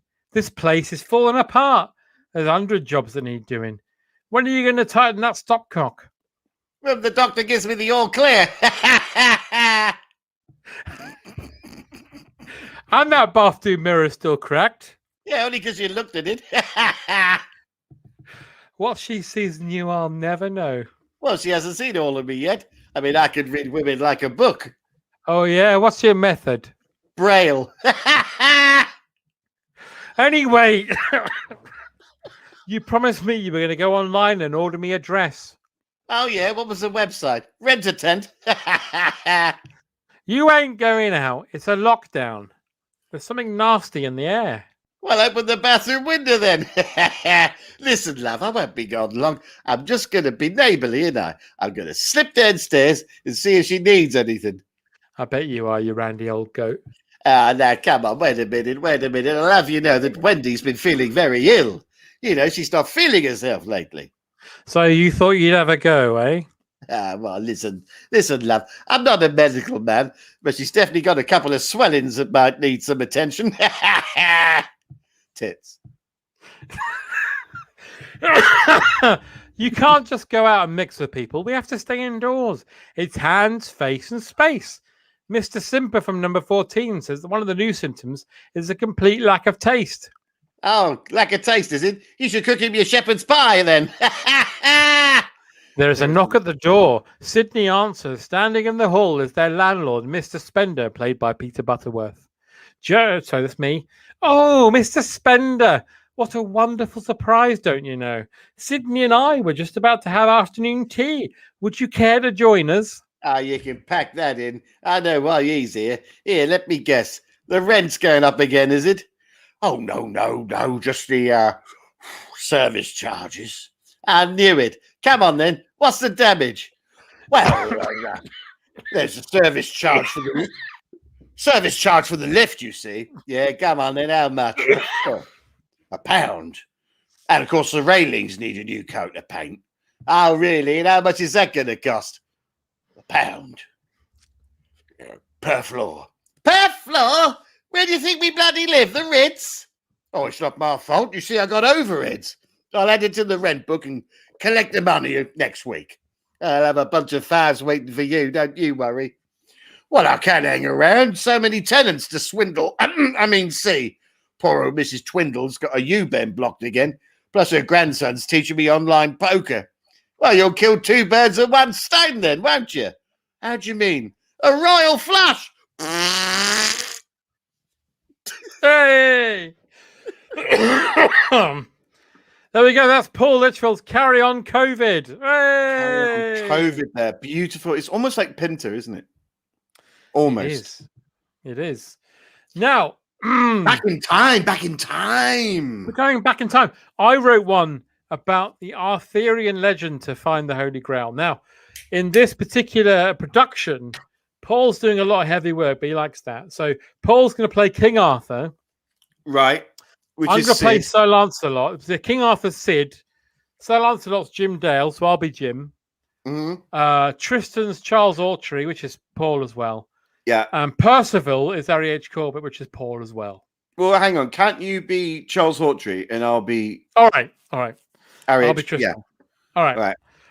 So here we go. So I'll be like, here we go. We kick off. So King Arthur calls the knights to order. So Lancelot is sat next to him. Tristan and Percival join them at the table. So here we go. So Lancelot, here we go. I hereby call to order the first meeting of the Knights of the Round Table. And that's the last round you'll get in. Dearie me. What a waste of time this is. Who put Arthur in charge anyway? Well, we all did when he pulled his big one out. Oh, it made my eyes water. Sorry, I've just gone down the screen too quickly. Made my eyes water. Oh, blimey, don't remind me of that. I was straining for ages to get it out. I had a big yank. Oh, so did I. But nothing happened. Speak for yourself. Did someone mention a quest? Only the horse is on the meter. Blimey, that's not a very long horse. Well, this is clearly a waste of time. Settle down, Percival, settle down. We are to go on a quest. Yes, somewhere out there, there's a castle that contains... I should drop my R's like Jim Dale. You should, yeah. There's a castle that contains a secret to eternal happiness and everlasting life. Oh, really? What time's last orders? Arthur got a glimpse of it in his dream. Oh, it sounds like one of my dreams. Arthur's rule is wide-ranging, peaceful and plentiful, and his kingdom manifests the height of satisfaction in the material world. Yet, we require more than just physical comforts to be satisfied. We seek a symbol of the enlightenment of the holiest of grails, and we hope that Arthur will give us one. Not bloody likely. So Merlin, Peter Butterworth, Paul, and his apprentice Balthazar, played by Jack Douglas, brackets Paul, rush in. I demand... Oh, there. I demand an audience. Get off. With that performance, you're lucky to get one. The quest must be stopped at once. Why, Merlin? I answered a call in the woods. Couldn't you have gone in the river like anybody else? These are ill winds. I know, I can smell you from here. The spirit fills me with visions. It's not even lunchtime. Oh, sorry, it's you. No, and it's not even lunchtime. Same difference. Yeah. Are you saying our quest is dangerous? I'm doing my lines now. Oh, sorry. Are you saying that the quest is dangerous? Oh, I can't tell you. Why not? Well, I always get nervous on my first night, you see. What he says is true. I've seen his balls. Hey! I think we all can with those britches. No. He's been to the male witches. Warlocks? No, it's true. Hey! Why don't you just tell us what we're up against? Looks like an oak tree from here. Get it off. Not the chairs. Oh, God. Well, it'll cost you, you see. How much? £1. £1 per night. That's extortion, that is. Oh, it's all right, Percival. It's all right. Pay him. Oh, sorry, hang on. Balthazar, where's my mystic pole? Oh, I left it at home for you. You great nit. Problem? Well, you can't get the staff these days.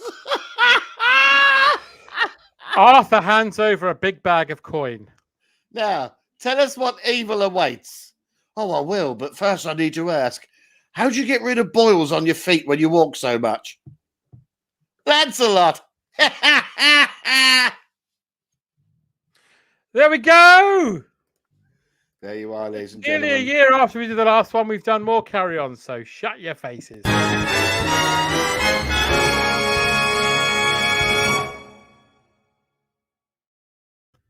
Now, Paul, late is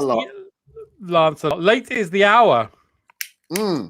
Late is the hour, and give me a moment to climatize to what we usually do at this point. We've Paul, got another Terry C, and we got psychic, and we got another clip, I believe, and maybe some other things. So, what was it? Should we do the psychic drawing? Psychic drawing? Psychic drawing. Okay, no, we can do that. We can do that. Let's run the VT.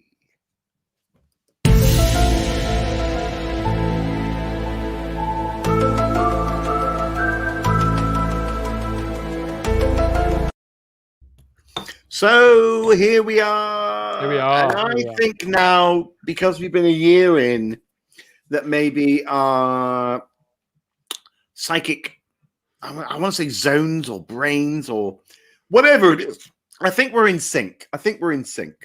So early this morning, I said to John that the sort of topic, the idea that I want you to write down, and I will remote view, is the art of cookery. Yeah, that's very wide ranging. So I said that to John very early this morning because we were both getting. It's like 6 o'clock. We were both getting back from our respective dogging sessions. Me and Hackney, you in Goring. Goring. Well, it was when you finish. And we decided to do the art of cookery, and you started drawing something immediately, and I picked on it very, very, very quickly. And I genuinely... No, go on, please. I was going to say, I had a sense of the traditional, Paul. I had a sense of the vapors that you get from good cookery, and I suddenly started thinking about Sundays. And then I thought Sunday lunch. So I instantly thought Sunday roast. So I've drawn this. Now that's a Sunday roast. So you've got broccoli, you've got mash, you've got Yorkshire pudding, you've got some swede, and you've got some carrots, and a little bit of the other one. I've forgotten the name. Cranberries. Yeah. So what have you done there? Do you have mash for roast? You don't have roast potatoes? Well, I thought of it as like a carvery where you kind of have a sort of amuse-bouche of roasteries. Right. Why is it So on top why is it on top of a pizza? No, it's a plate. It's a plate. Okay. And the brown stuff's gravy. I suddenly thought if I went to a carvery, I'd get a bit of everything. So I made it a carvery lunch. Right. Okay. So, yeah. Well, yeah, that is that's definitely the art of cookery. Yeah. Okay. So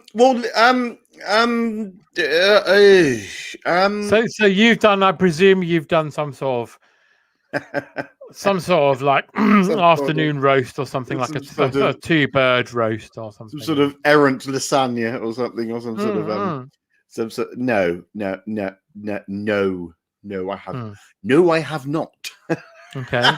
So what have you got there? A little bit different, I have to say. Okay. Quite a bit. Fuck. I mean, after a year, you'd think we. Oh, okay. So when I said the art of cookery, I don't think I was necessarily trying to instigate the idea of food being the thing. I was talking about the artists behind cookery. Okay. So I've drawn, which I genuinely thought this is what was on your. Oh God, I genuinely thought this was on. I drew two very famous chefs or cooks that we all knew well. So it is very different. I mean, it's so I've done Fanny Craddock and Ken Hom. So there's Fanny and there's Ken. So yeah, it is quite a bit different than a roast dinner. Can I ask what's happening with Fanny? Although you can see her meat two veg. What do you mean? What's happening with Fanny? She's just reclining in a position. I almost drew a whisk on a misshapen shoulder, and I thought about a pair of chopsticks sticking out of Ken, but it didn't go anywhere. So it's Ken just all right. Ken seems quite fine. He seems very relaxed. He's got a good body. He's got a good body. Well, I mean, he's on a very, very good diet, isn't he, Ken? I mean, if you see his legs there, his legs, you can really see how. And obviously, Fanny's not quite looking after herself. Yeah. Probably all the butter and the eggs, but she looks quite sad as well, Paul. Well, maybe Johnny has passed away at that point, and so she looks a bit wistful. I don't know. Have you got a face full of Fanny there? I think that's what we do like on a Friday night. So obviously, yeah, we very much were on two different pages there.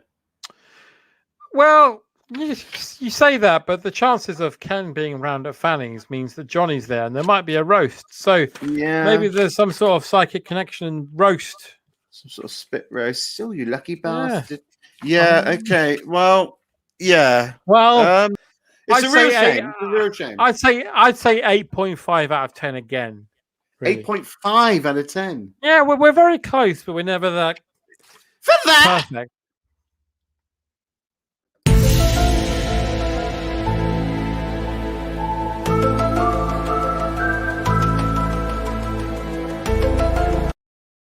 I'm so sorry. No, it's fine. It's fine. But we've got 25 minutes left, so maybe it might be time to nip to Cloud 9. Oh, okay. Well, unless let's see. Oh, well, we'll see. We'll try and. We got some more messages, I believe, but we can leave that till after. Well, oh yeah. Well, do you want to watch the? Should we do the best of first and then do Cloud 9? Just to. Hey, let's do that. You're right. I don't mind.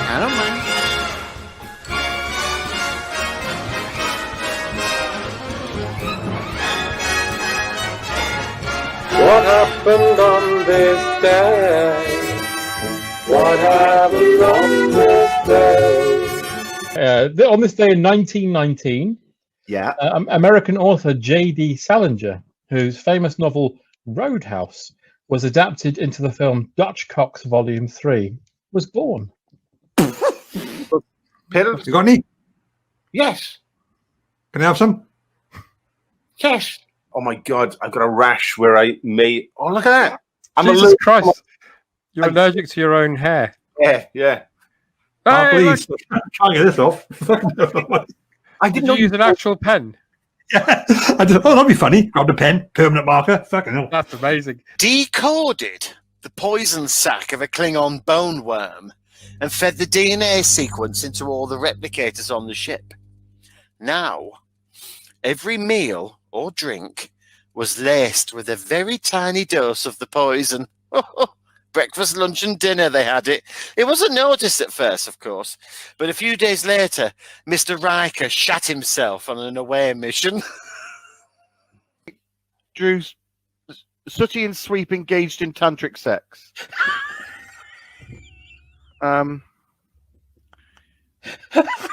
That's you can. I mean, Sooty looks a bit I mean, Sooty's happy. Sweep looks very surprised. Do you think Mrs. Parker Bowles was a factor in the breakdown of your marriage? Well, there were 3 of us in this marriage, so it was a bit crowded. Why didn't I get the job on The Crown? Well, Molly, I'll tell him if you don't mind. No, I don't mind. Unicorn's turd. Well, Paul, I'd like you to meet our son. His name is Paul Lyndhurst.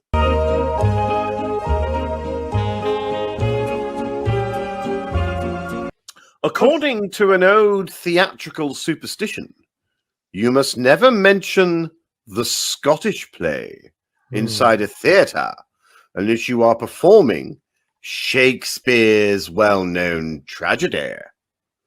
Well, tell that to poor old Bethany Macbeth, who, when introducing herself to the Amdram cast of Starlight Express, activates a curse, forcing the entire cast to spend eternity doing a matinee performance of Fixed It, the Jimmy Savile musical, lyrics by Jonathan King, music by Gary Glitter, and dance routines by a giant robot paedophile controlled by the ghost of Rolf Harris. Please, can you tell me who the fuck is that? Yeah. It's good to talk. Paul, off the bat. Paul, may I please introduce you and all our friends in the comments to Jimi Hendrix. Jimi Hendrix. Oh my God. That Jimi is Hendrix. Jimi Hendrix. More like fucking Jimmy Horlicks. What? It's not Princess Diana, no. I'm going to tell you who he is. Dennis Wharton. Go on. It's Felicity Kendall, everyone. That is Felicity Kendall. Fuck off is correct. Is fuck off. I've got size 5 feet. You haven't. I do, genuinely. Oh, they are the dinky. I'm sorry, I'm wearing my pants, by the way. God. They're really small. Jesus Christ. It's 34 degrees, John. I know, but no one wants to see your junk. I'm 9 sorry. in the evening. We're past the watershed. Well, we saw the watershed just then.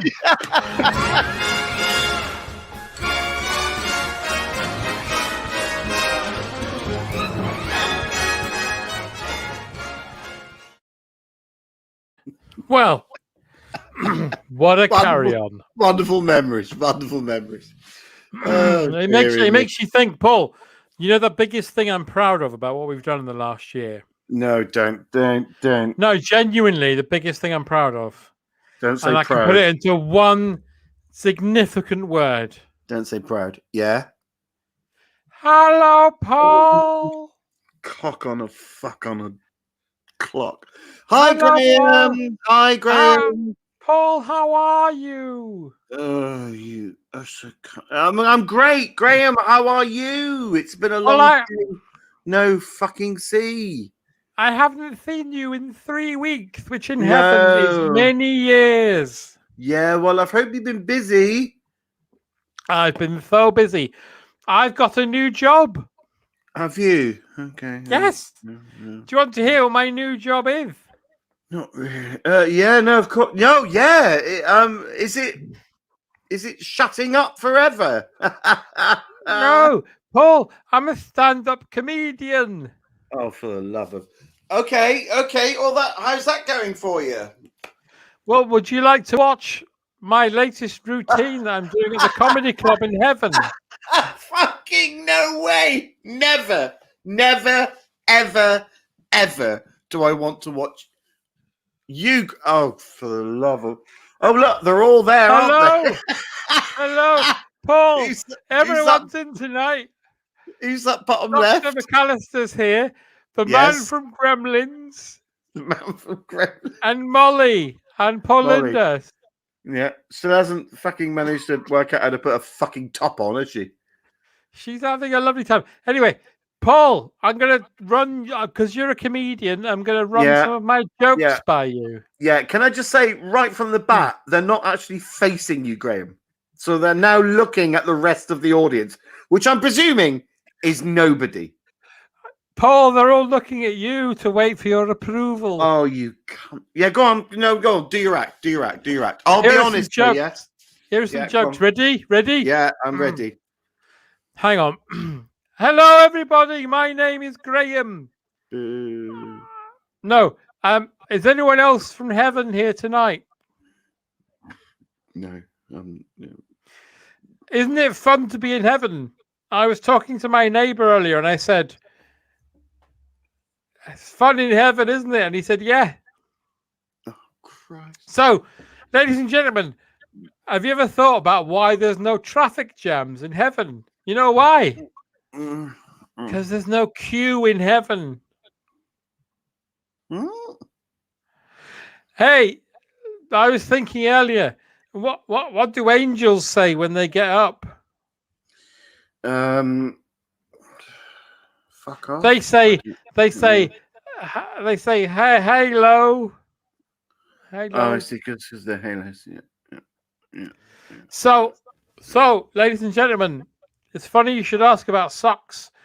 I was in my local pub last night with the man from Gremlins.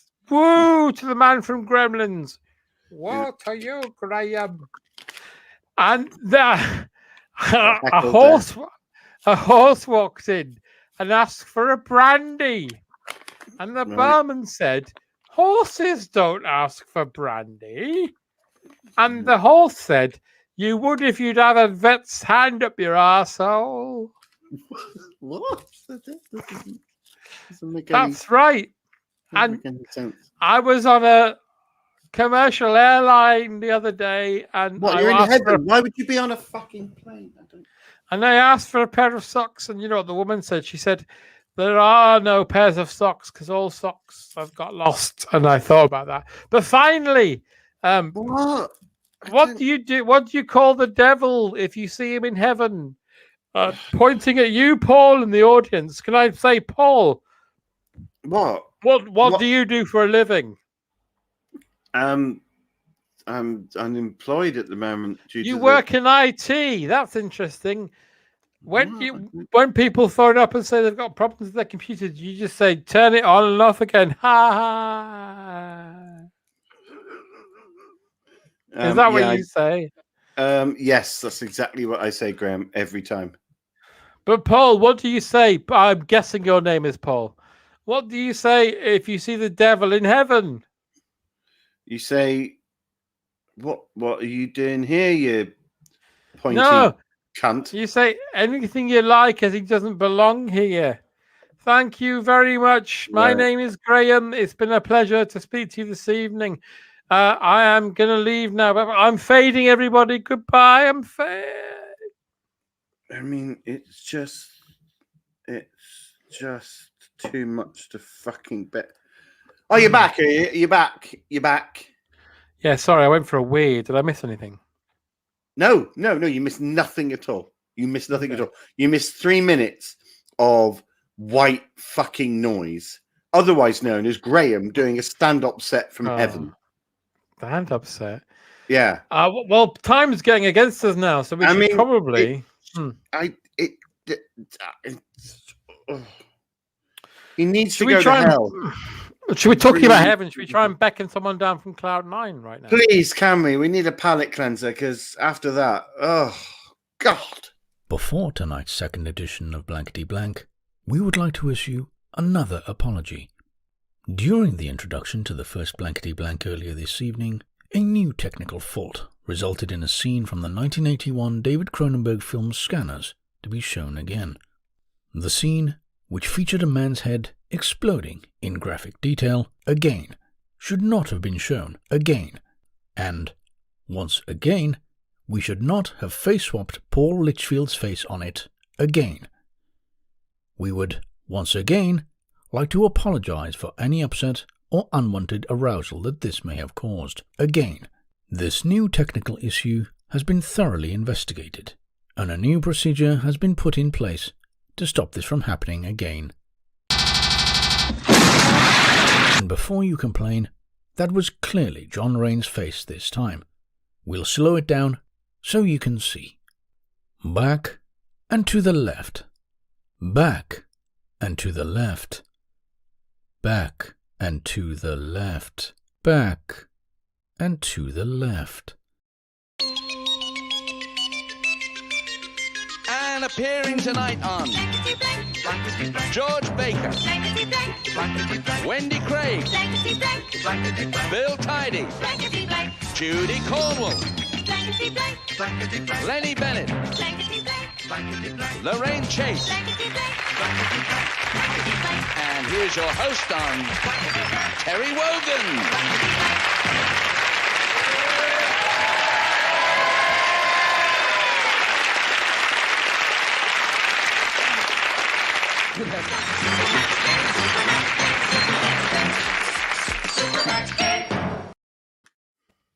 Avast thee, mine hearties!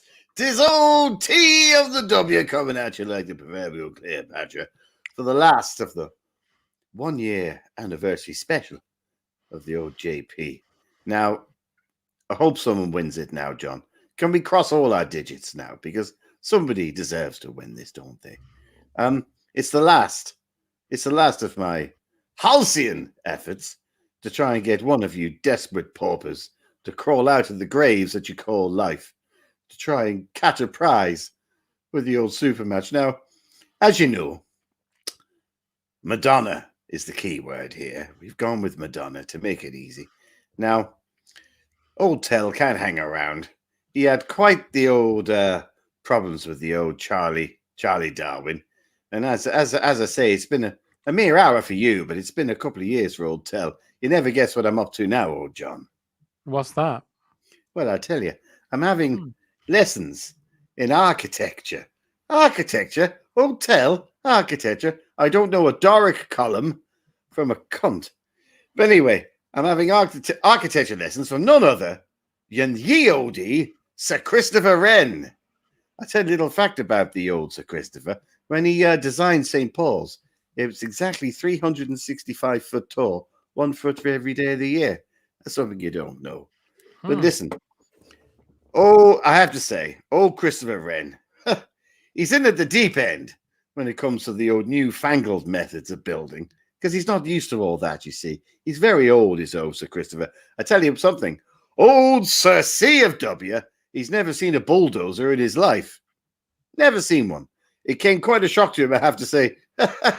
In fact, he had to have a little lie down yesterday when he saw me speeding up the hill, me throbbing machine glinting in the sun before I dumped a heavy load into his well-exposed borehole. But enough about that. We're here to play. We're here to play Super Match Game. It is, of course, Madonna-based. Let's reveal the legend. By God, let someone win tonight, please. We've made it very easy. It is, of course, thank you, Eugene. Papa don't blank. Now,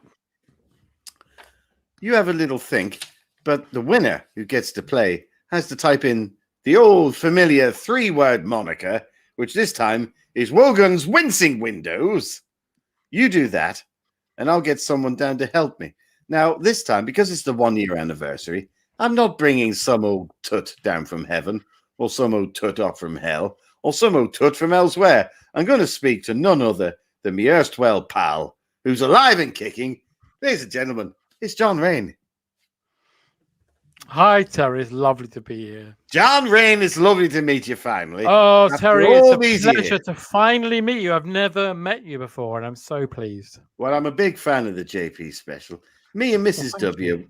Me and Mrs. W watch it quite often in the solarium. We have a lot of fun watching that. And I tell you what, cheers to you and Mr. P of Litchfield for delivering such a questionable show over a year and keeping upwards of 43 people almost happy.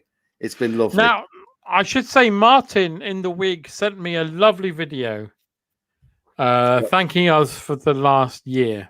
Well, that's lovely. Now, Martin, I should explain that there was no kind of montage to include these videos. And I don't have the ability to download them. So I will say thank you for your video. Perhaps we'll show them at a later date. Maybe. But Martin, thank you very much. When technology catches up. But unlike with the Christmas special where they'd compiled a montage, this didn't happen this time. So, Martin, I'm afraid your video fell on barren ground. But I would say thank you so much for it. And you've got a chance to win the ultimate prize tonight with blankety blank. Well, let's hope you do, Martin. That's what happens when you send files through via mini disc. They're just not compatible anymore. But listen, Martin, it's lovely to have you here for Super Match. It is, of course, Madonna themed. Let's reveal the legend. Thank you, Eugene. You've seen it once. You'll see it again. It's Papa Don't Blank. Martin, have a good old think, fella me lad, because I want someone to win. I want someone to win. So have a good old think. In the meanwhile, old Tell and old lovely JR, old J.R. Ewing himself, gets to come up with an answer of our own. So, John Rain, you erstwhile chum companion and all-round good egg, Papa Don't Blank, what say thee? Like to boogie, Terry. Papa don't like to boogie. Papa don't like to boogie. Speaking in the old Harlem ways there in old New York. Well, old Tell's going to go for Papa don't pip, which is removing pips from fruits. Papa don't want to do that. He likes to eat the pips. Yeah. Old Mrs. W used to tell old Tell when he was young, if you eat the pips in, for instance, an apple, a tree grows out your ass. Yeah. Wonderful stuff. Yeah, my nan used to tell me that about peanuts, so it's probably What's that? true. If you eat a peanut grows out your ass. If you eat a lot of peanuts, she used to tell me that a spider would grow in your tummy. Spider would grow in the old tummy there. Mm. An old cashew black widow. That was my nan's surname. Yeah, that's right. I mean, your grandfather tattooed on his back. But listen, we can shoot the peanut breeze all night, but we need an answer from Martin. Martin, we need your answer. I haven't got an answer from you, Martin. Even though technically Woden's window isn't technically the correct answer. But I tell you what, we're going to let that go. We're going to let that go. Martin, what say you? Papa don't blank. I'm double checking the so if you could go tum tum tum tum stada tum tum tum tum tum tada tum tum tum. I tell you something, we keep saying tum tum tum. Oh, Terry was allergic to Tums, which are sort of settling tablets for the old antacids, aren't they? Yeah. Antacids for the old reflux. But old Tell couldn't stand them. He used to drink dandelion tea instead, which of course if you drink okay, Martin's got an answer. Papa don't fondle Fanny. It slightly ruined me talk there, but never mind. Martin says, Papa don't fondle Fanny, which is rather disgusting, even at this stage of the evening. I don't think you're going to do very well here, Martin. I'm going to be honest. No. But, I wish you the best of whatever it is that you wish the best of to be blessed British of. But let's see how we go. For 50 blanks, was it Papa don't fondle Fanny? I hope to God it's not, because it's quite disgusting. No. The third most popular answer, and of course you'll hit yourself, you'll shit yourself, and you'll repeat yourself when you realize it's Papa don't add more salt, which you should never do to a meal. Never mind there, Martin, never mind. Everything's crossed for you, although not too much, because quite frankly, Operation U-Tree are going to be knocking on your door any second. But let's find out. Second most popular answer. Is it Papa don't fondle Fanny? No, of course it isn't. It is, of course, Papa don't teach economics because you're not technically qualified. So that's why Papa don't do that, because he's not allowed to. But let's all cross everything that we have. But quite frankly, it's a duck shoot in an alligator pond. And I don't even know what that means. But for 100... It's random, Terry. You're right. It's random. You're absolutely right, John. Thank God you're here. It is random. For 150 blanks, I'm just going to remove a globular blue tack, which I often say to Mrs. W in the morning.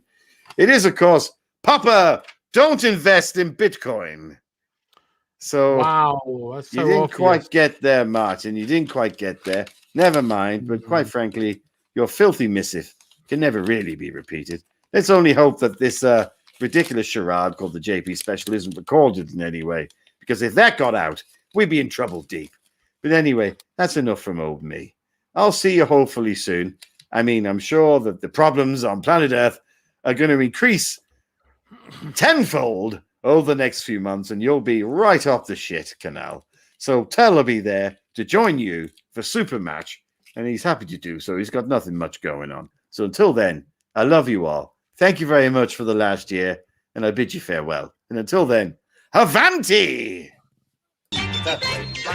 George Baker, Wendy Craig, Bill Tidy, Judy Cornwall, Lenny Bennett, Lorraine Chase.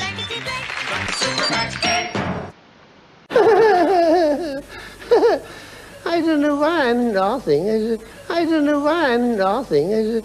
I don't know why I'm nothing. I don't know why I'm nothing.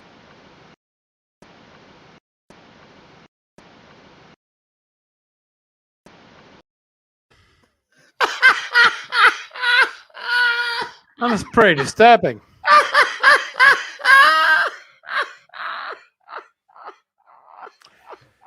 Guys, I've got good news and I've got indifferent news. Who wants to hear the? What do you want to hear first? Good. We've got through the entirety of this evening with 1 minute to spare. What's the indifferent? We'll have to go soon. We're doing a 3-hour show.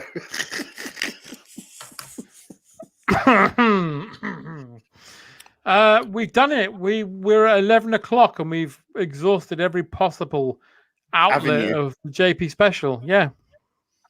Well, it's been lovely, folks. Genuinely, what a lovely little family we've become. We have done a year of pleasure here. We've done a year of, even though, as you just seen from the top of the show, when they put together that video of me literally saying, "Is anyone here?"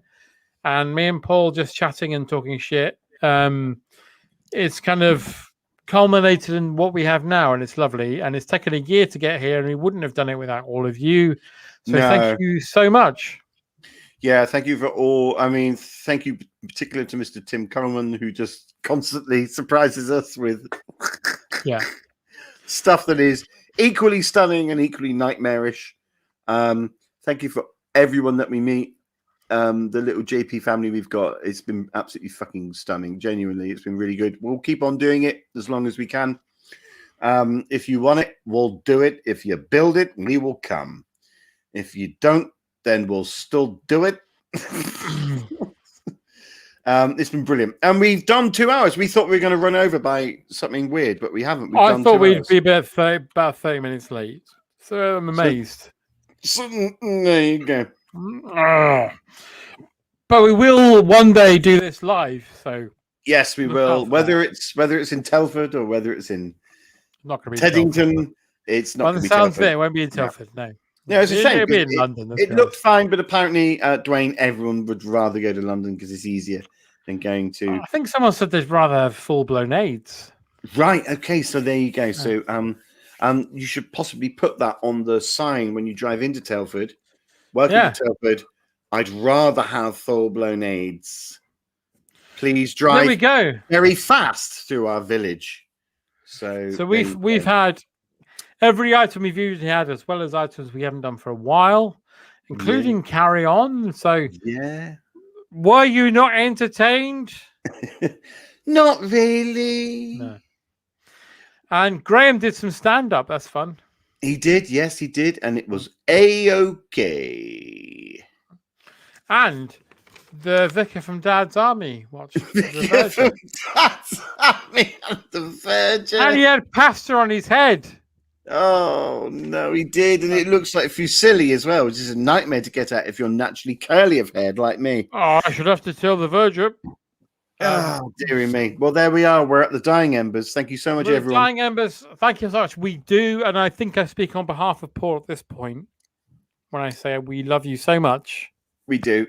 And thank you so much for being here every week. And we'll see you in 2 weeks. Bye. Paul, what have you got to say? Goodbye. Just go. I need to start drinking heavily.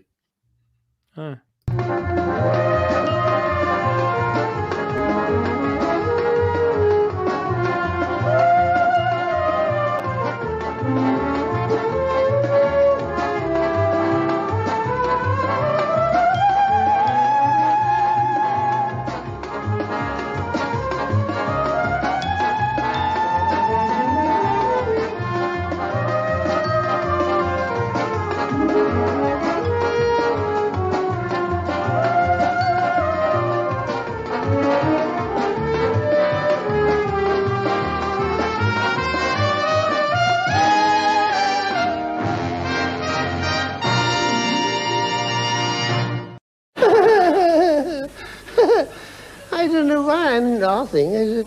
I don't know why nothing is. Why nothing is. Nothing is. Nothing is. Nothing is.